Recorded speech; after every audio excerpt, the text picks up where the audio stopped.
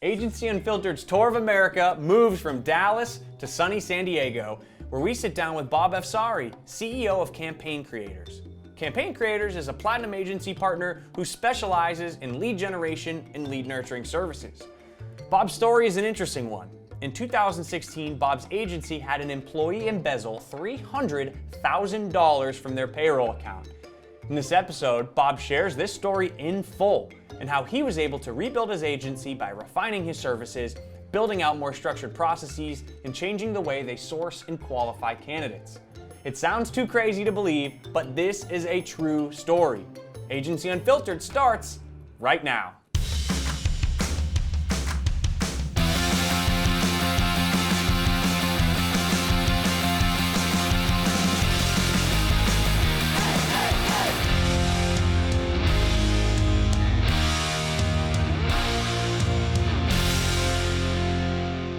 Well, hello, Bob. Thanks for joining me. Very excited to be in San Diego for this episode. Welcome. Thanks for joining us. You guys are great hosts. Now, I think this is going to be a very interesting episode.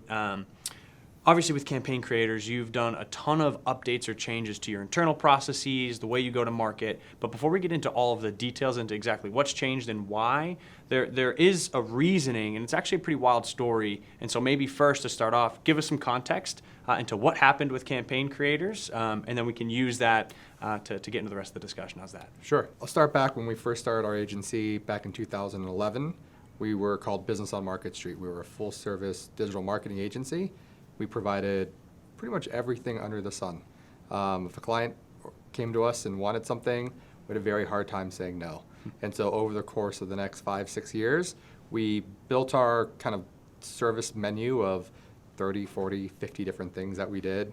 And I would say that during that time frame, we began to scale, but we really didn't have processes in place for everything that we were doing. And so our profit margins were pretty depressed, very hard to actually grow profitably.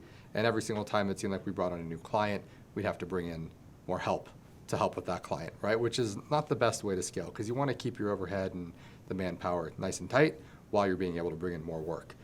So we knew that we always wanted to change, but we were always a little bit terrified to change because things were going in a decent direction. We were making money.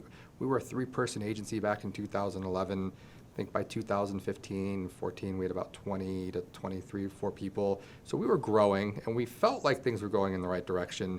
But then, come to find out, it was in 2016, the very first employee that we brought on ended up embezzling a whole ton of money from us. I would say to the tune of over $300,000, specifically from our payroll account, which made it even more difficult because that money, which was intended for payroll, is now still owed to the IRS. So you just double it, and it was kind of like a $600,000 plus hickey on our neck, which as a small business with low profit margins, it's not like you have that money just lying around. It was brought to my attention that we were probably not going to make it. And it was pretty apparent when we were staring at at our ledger and at the hole that was created.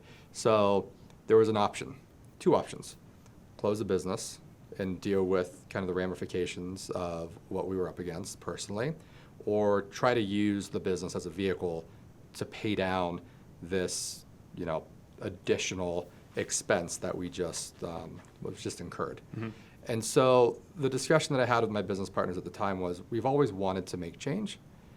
Now is the time, more than any, that we can make change with really little repercussion, because we were already below ground zero and we were pretty much toast. So it's like when you're at ground zero or you're toast, like making change, what more harm can it do for you?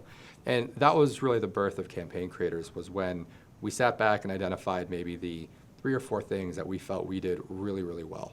And we got rid of every single service aside from those 3 or 4 things and built a company around specializing in what we provide now as an agency. And that was really the onset of Campaign Creators. It's an unbelievable story, right? Like it's crazy that you would have to try and navigate those waters. But to your point, sounds like your back was against the wall. So now is our opportunity to really drive home the change we wanted to see. And we will circle back around to the ending of the embezzlement story, because Sure. there is, I don't want to spoil it, but there seems to be a happy ending, at least for campaign creators.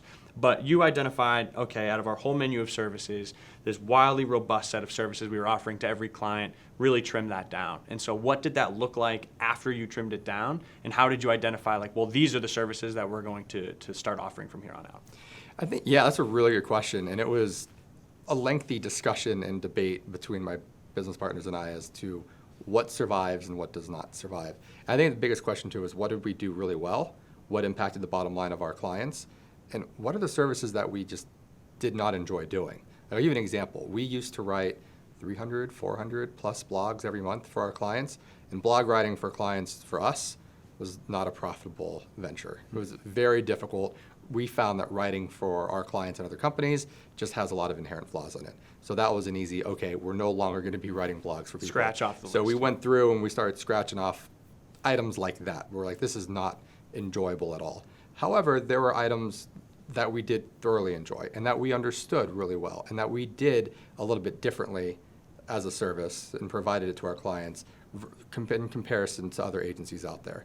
And so we circled the 3 or 4 things that were important to us. One, we always had a deep root in search engine optimization. So we decided to keep that because that was where a lot of our strengths lied. The second was the consumer behavioral process, specifically the consideration stage of the buyer's journey. We enjoyed playing in that realm. We would, build out very sophisticated lead nurturing workflows and sequences, and really had a good time of trying to crack the code of how do we have that parallel conversation with our clients' consumers in order to help provide them with what they need in order to make that decision in becoming a client for our customers. And to be quite frank, we could monitor and measure our results based upon the revenue that was generated by our clients. So we stuck with lead nurturing as a really strong primary effort. And then in addition, I think conversion rate optimization, which really ties in a variety of UI, UX, and then we were doing web design and development. So those things kind of stayed true to us. And so really those three elements are the things that we carried forward, and we've built processes around those items. It was still difficult to build process around 3, 4, 5 different types of services, but you can imagine when we were a full service agency, we had 40, 50 different services that we were providing.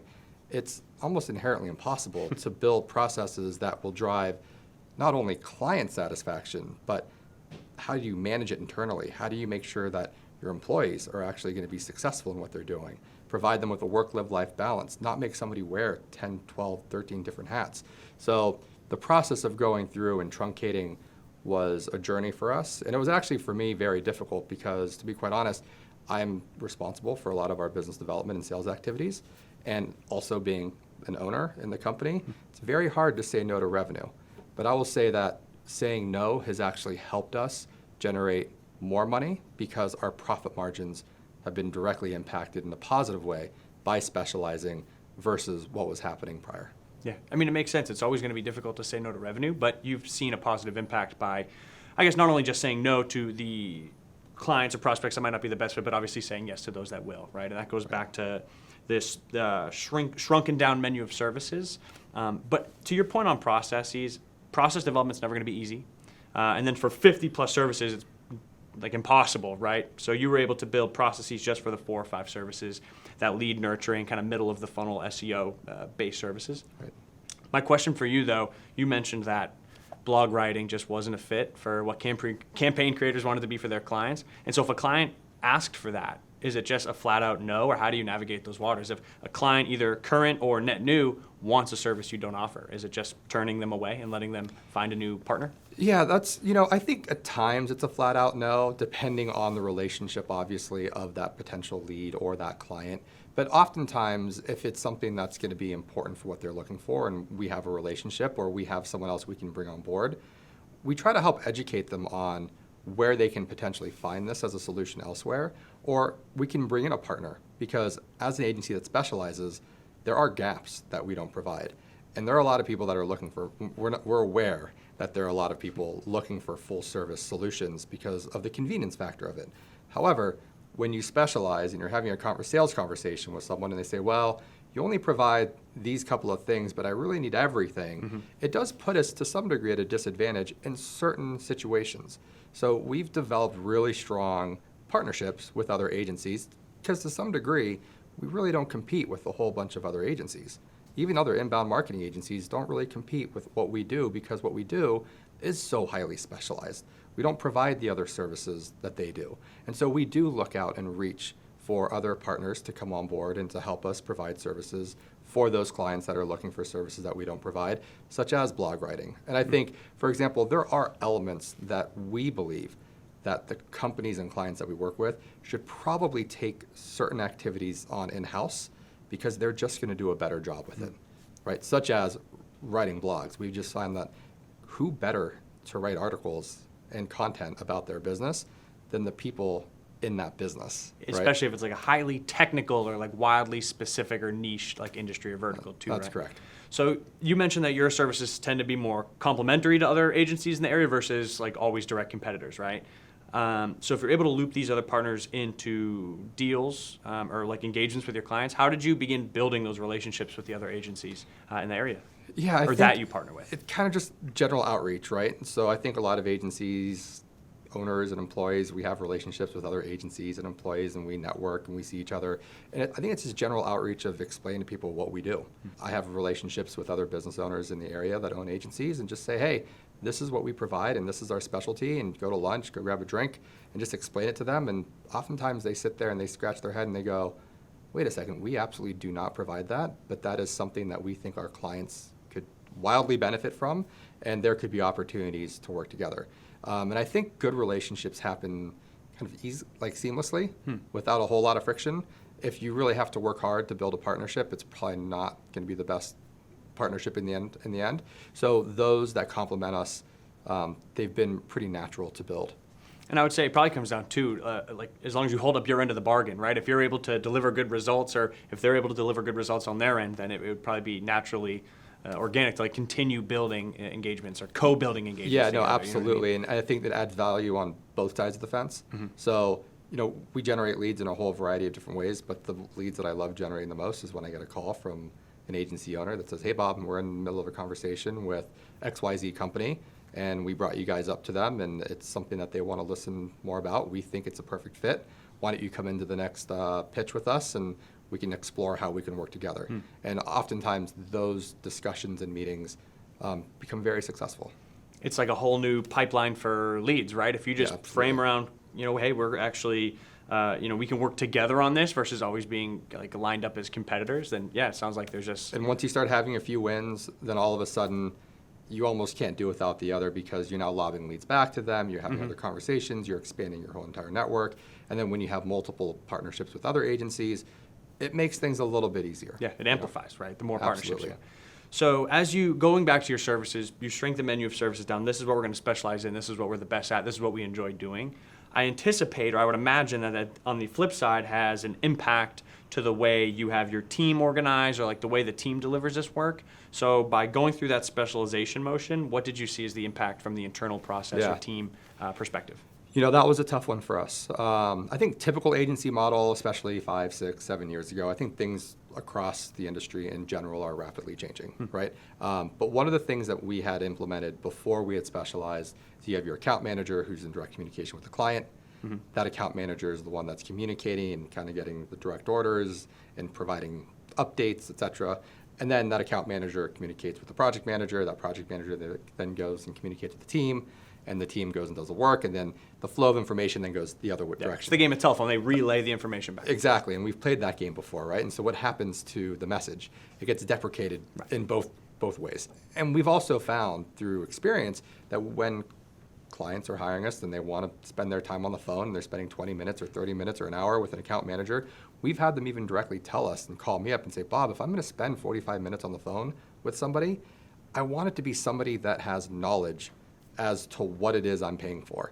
I don't want to speak to someone who's just going to be taking notes and then coming back to me and always going to say, I'll get back to you on this because my time is valuable. Yeah. So we Which heard I that. get, right? And Yeah. we heard them loud and clear. So one of the things we did in the transition was we eliminated the account manager and the project manager role entirely. And so we now have what's called a strategist. And that strategist is the person that's going to eventually depict and create the strategy for these clients, and they're going to manage that process. In addition, they are the direct line of communication with the client. So the client has a direct in to our strategist. Our strategist will manage anywhere from 7 to 10 clients, depending on the support they have. And they act as an account manager inherently, as well as a project manager, because internally they have a support staff. And that support staff is made up of a variety of different individuals, depending on the type of work product that needs to be delivered to the client. So we have what's called marketing technologists. We have junior marketing technologists. There's copywriters, there's developers and designers, UI, UX individuals. And then there's even other agencies and other partners that can get brought in underneath the strategist. So it really begins to develop what we call a pod. Yeah. And that pod is something we introduced a couple of years ago. And in the beginning, it was working really well. And it still works well, but as you begin to scale, you begin to also realize there are things that need to happen to even evolve that structure, which is what we're working on. So I feel a number of agencies kind of use the label pod, right? And they've kind of Yeah. outlined it the way you've mentioned. Sounds like your account strategist is that marriage or blend between project manager and account manager as Right. it exists today. How do you, as you bring in new clients, it sounds like you're in charge of business development for the most part. As you bring in new clients, how do you balance the workloads or capacity of each pod? Yeah, that's been a challenge for us that we're solving.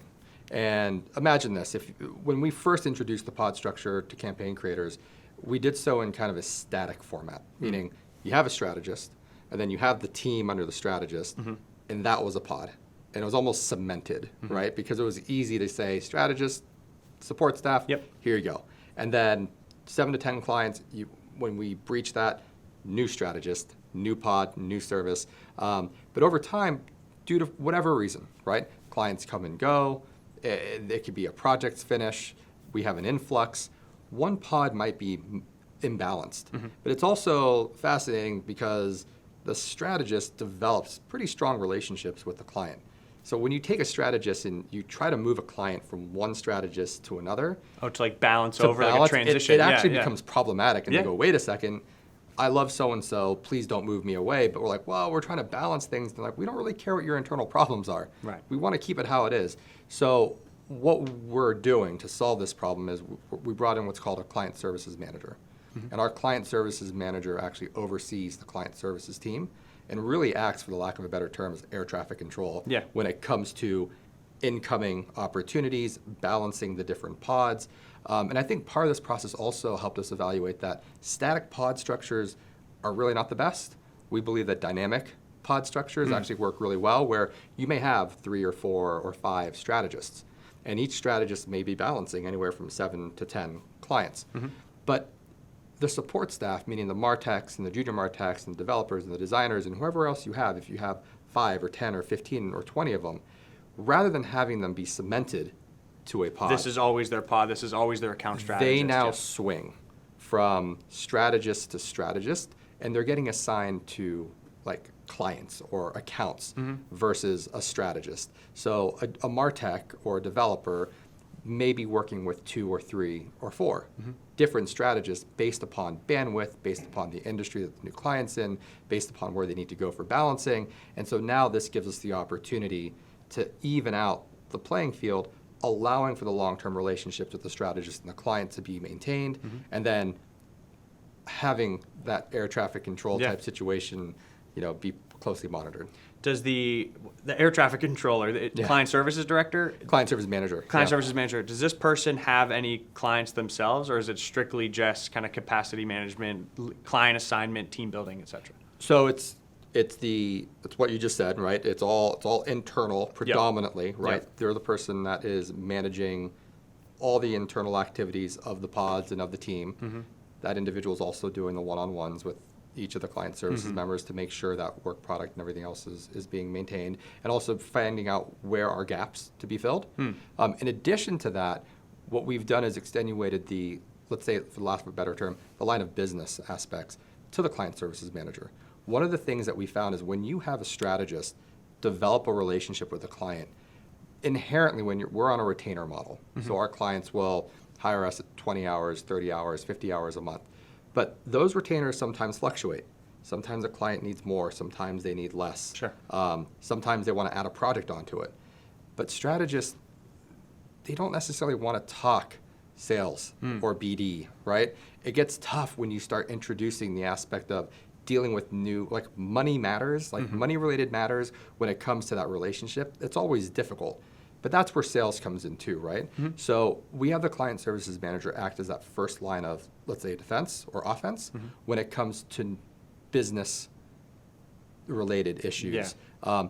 So Contractual, upsell, cross-sell, budgetary. any of that, it goes straight to the client services manager. The client services manager will then identify how to appropriately redirect it to BD and then come back and then reintroduce it into that particular client. We shield the strategist from trying to have those conversations anymore because we found that it started to produce some problems over time. Yeah. And then in addition to that, the client services manager is actively participating in trying to solve those issues ongoing for both parties. Got it. So yeah, I guess my original question was there any account ownership from the client services manager? But it sounds like they're the first line of defense when something money-wise, budgetary comes up. And you know, it's funny because you'll also find that a client may have a problem with their strategist or they may be unhappy with the work. But they won't tell the strategist directly because they kind of have this relationship. Right. And it may linger for a while, but then it bubbles over and becomes a big mess like when it gets too late because they're not having that conversation. So we do these wellness checks every quarter with our clients, and that is the client services manager has wellness checks directly with the clients saying, all right, talk to me about how things are going. Tell me the honest truth. Be brutal with me because I have to go back and I want to make my team better for you. So we give an opportunity for our clients to be able to be very critical and brutally honest without hurting someone's feelings. Right. That's like the forum for real, candid, raw Exactly. feedback with no repercussions on the relationship with their account strategist, right? Especially if it's about that person. Precisely.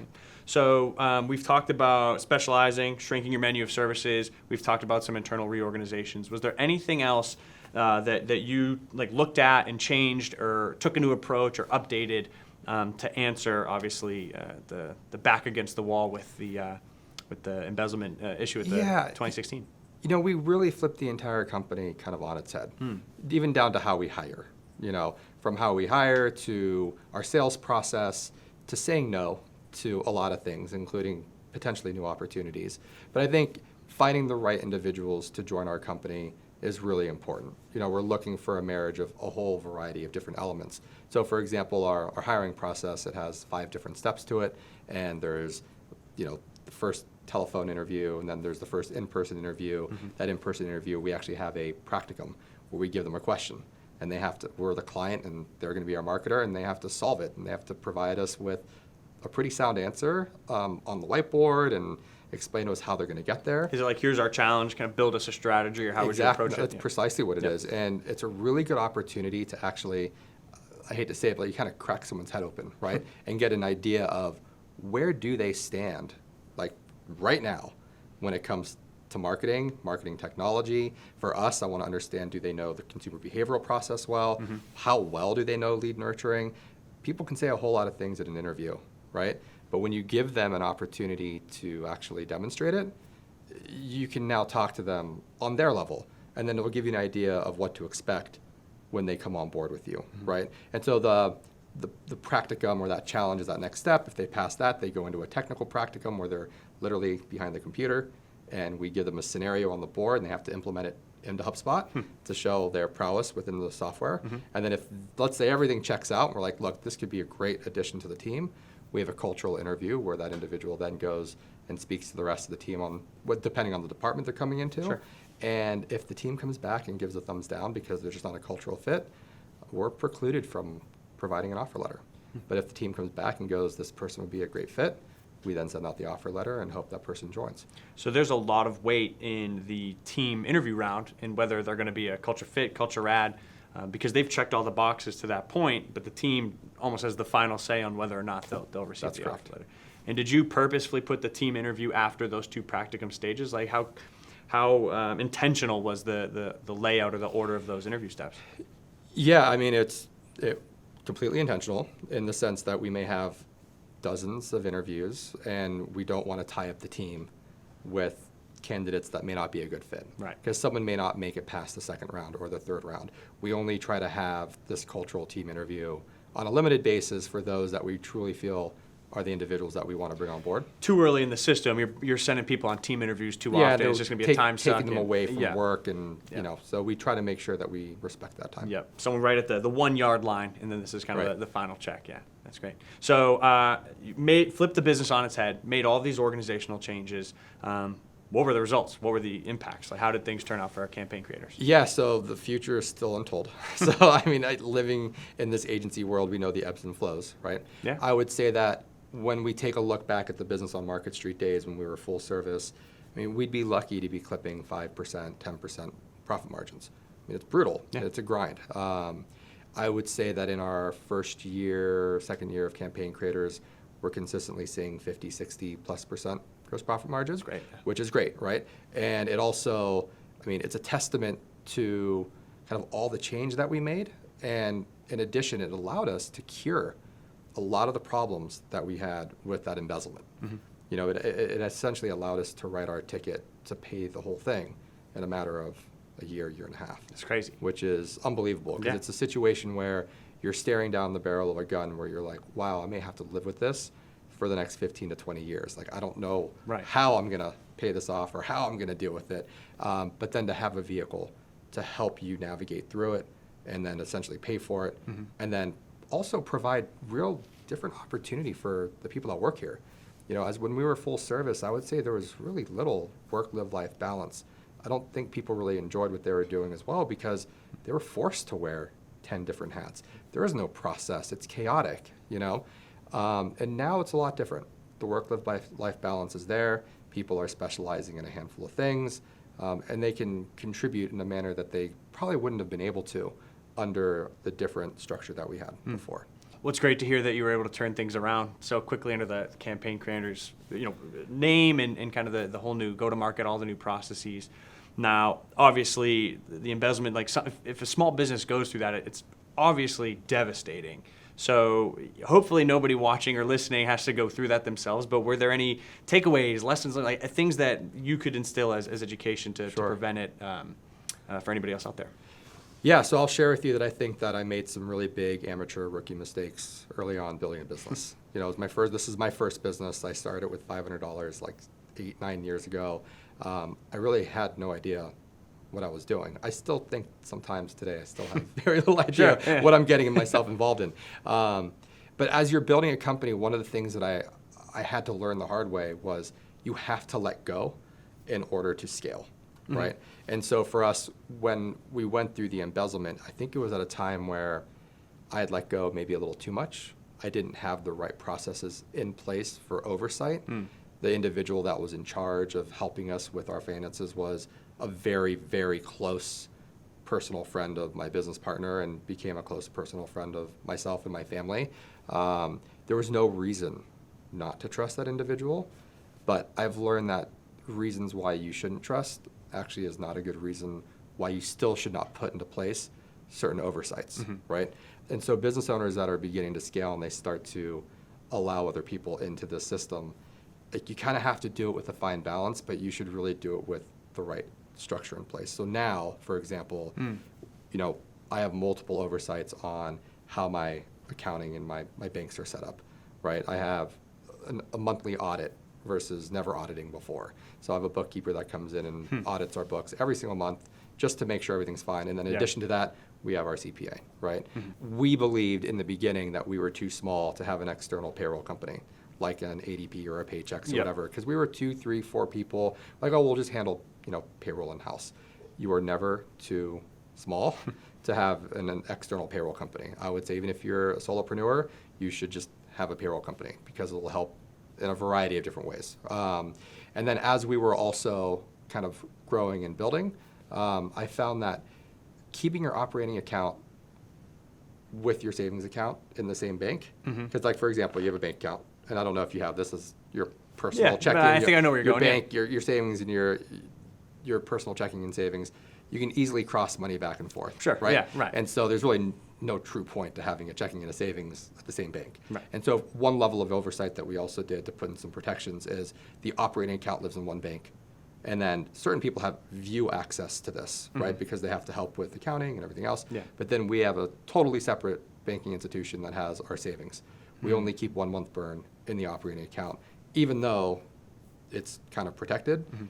The savings account, I look at it as like our vault. Yeah. And so the majority of our money and everything else that we have is locked away. So it would be very difficult now for someone to come in and replicate what had happened back, 3 years ago. So it sounds like agency or any small business, right? You're never too small and to have the layers of protection, the oversight, right? The security built into the processes. Right. And I would say every agency is going to have that third employee, fourth employee that comes in early, has a lot of trust, like rightfully so. But again, doesn't matter of the relationship. They're always, there should be that line of oversight that you never bend on.